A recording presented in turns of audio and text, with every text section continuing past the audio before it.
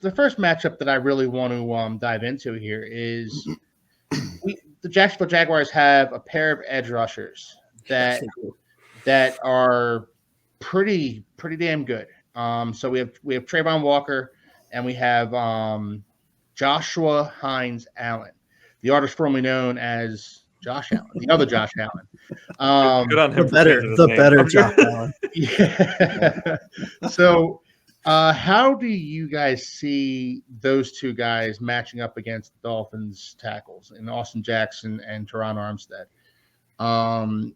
This is now Teron Armstead. Obviously, he's elite when he's out there. Hopefully, he plays the entire game. Hopefully, he plays the entire season.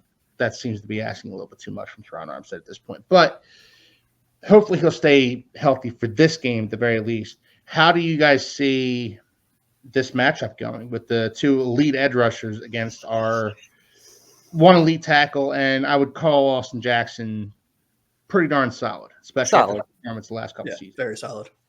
So what do you guys think? I'll start with you, Anthony. What are your thoughts on that? Yeah, I think, I was just about to say Austin Jackson really kind of came into his own after like a disastrous start to his career. Yeah. He's been a rock over on the right side, and Teron Armstead, this is the healthiest we'll have him all season, right? So that's a good thing. But you're not kidding. 27.5 sacks last year for these two combined. That's a lot of sacks. So I actually had this on my list too, but I didn't have offensive line versus them. I had Tua versus them because I think that's where we can take an advantage. They've talked all offseason about how they're not worried about the offensive line. Tua has come out and said, no, I get rid of the ball faster than anybody. I don't, offensive line doesn't scare me. So, well, prove it, right? Continue to prove it, because if he can't get rid of that ball quickly, he's not going to have more than 3-4 seconds in that pocket before these two and Eric Armstead in the middle. Let's not forget about that addition. Yeah. And Devon Hamilton, man, he is a solid nose tackle. He is. Yeah. So their front four, I don't know about their linebackers. I don't know their linebackers that well, but their front four at the very least are very scary. And I truly think that this comes down to Tua versus them. He needs to get rid of that ball because I don't have that much faith in the offensive line that they can hold up. And truthfully, I don't think the coaches, GM, and Tua do either. But, what are they going to say? Like, I always laugh at those interviews. Game, right, Anthony? What's that? They have to talk a big game. They have to say that they're not worried about it. But, what are they going to say if a reporter's like, well, are you scared of the offensive line? They're going to say, yes, our guys stink. Like, right? Like, what are they? Especially Chris Greer. He's not going to be like, yeah, this guys that I've personally picked out are garbage. Like, he's not going to say that. Yeah. But yeah, so I think, to get back to your question, I think this lies more on Tua than it does on the lineman. Okay. And yeah, I think he will take advantage of that because our receivers are so fast off the line. They are. Mm-hmm. They are. If you were a cornerback, would you press our receivers a little more because they are fast, but they aren't big?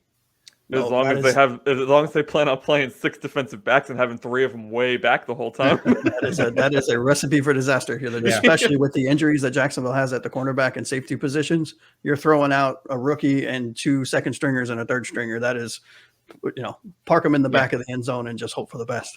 That is not a terrible idea, though. I do think there's something to chipping these guys during their route to get them off of their game. And, we haven't really seen that much, maybe because they can't catch him. I mean, how do you catch Tyreek? They call him the cheetah for a reason. You don't. Steve, what do you think about that? Trayvon Walker, Joshua Allen. So we had matchups that we had to think about, and Josh Allen was a matchup that I thought about over Teron Armstead. I think that's going to be really fun. He's our Teron's our captain. Hopefully he's still a captain shaped player and not just that player in the locker room that everybody likes. Hopefully he, I imagine he's probably lost a little bit of a step, but hopefully it's nothing too significant. I mean, he's hardly played for us, but when he is on the field, he's a difference maker. I mean, he'll move a house for you. He's a diesel truck if I've ever seen one. But Josh Allen is a monster, man. He had 17 sacks last year.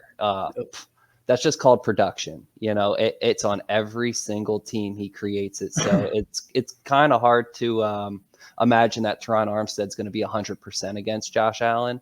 Josh Allen's going to make his plays. It's inevitable. It's going to happen. And then Travon Walker, he's one of them Georgia boys, man. They just produce. Yeah. You know, you're coming from Georgia. You're starting at Georgia. I know you're good. You know you're good. The NFL knows you're good. The crazy thing about those Georgia defensive players is like they have so many of them. Solid. And they just rotate these guys in and out. And I mean, he's showed incredible improvement too. He got double-digit sacks last year. Mm-hmm. So Austin Jackson's got his hands full, man. I see. If we have scorecards and this was a boxing match, I think it would be, 2 rounds to 1 round. And I think Jacksonville might have the edge on their pass rushers over. I think Tua getting rid of the ball, though. So here's a cool stat that I just learned. In fact, I want to get my phone out for this. Sorry, but Tua has a record-breaking stat that is not been told. He has the fastest release of all time measured at 0.33 seconds, whereas Dan Marino was tied for second from NFL footage is how they got the timing for that with Aaron Rodgers at 0.35. So Tua's release can definitely negate the pass rush of the 2 defensive ends.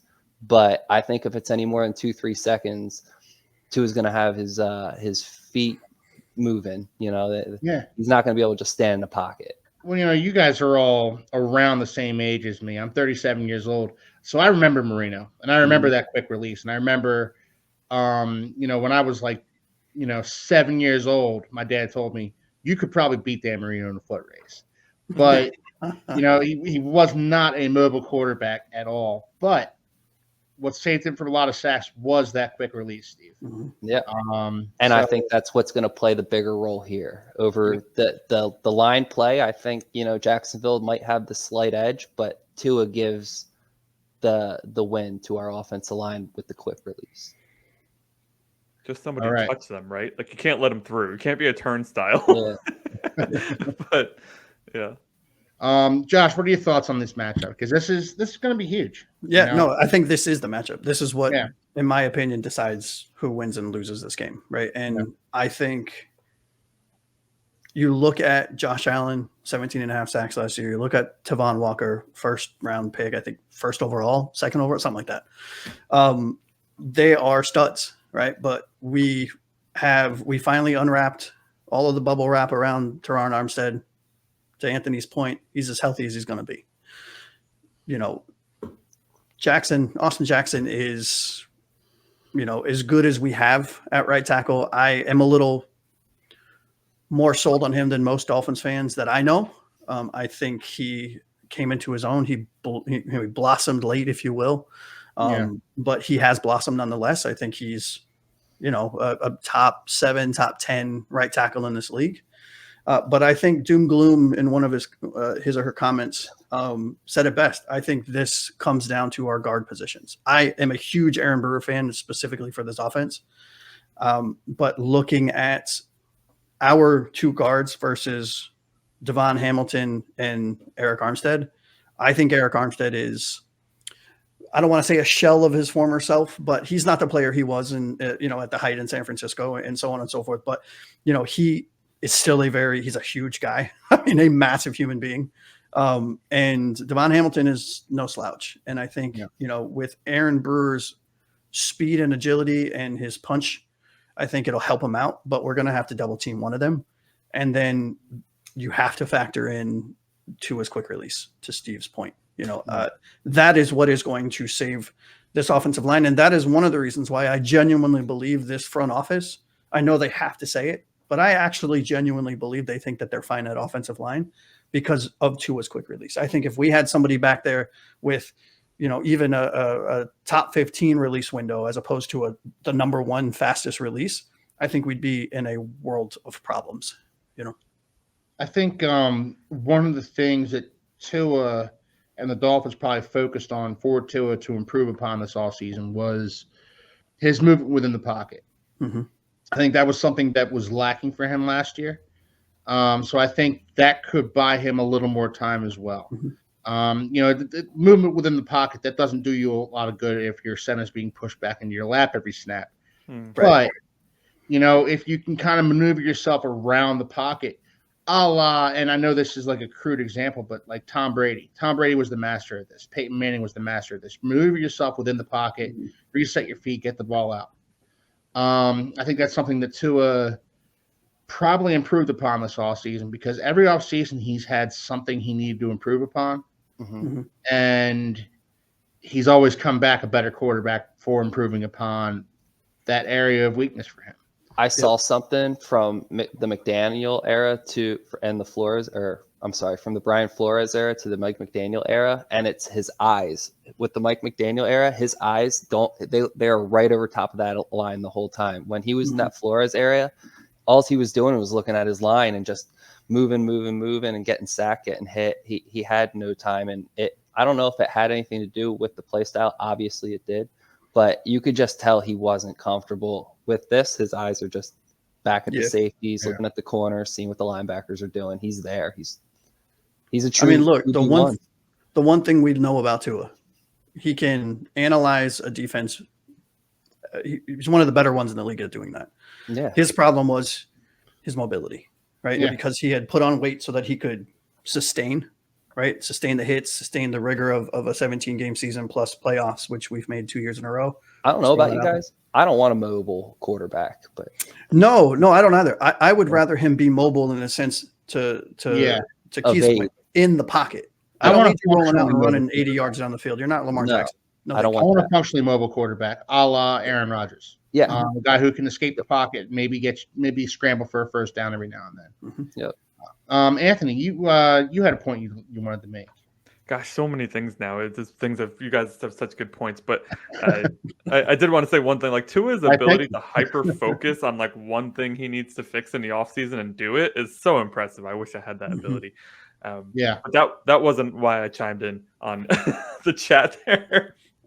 I wanted to ask you guys your thoughts on when I was doing research for this show. I saw they have a new defensive coordinator as well, Ryan Nielsen. Yeah. And when he described his philosophy, he described it as nothing cheap, nothing deep. Yeah. What do we think about that? What does that mean?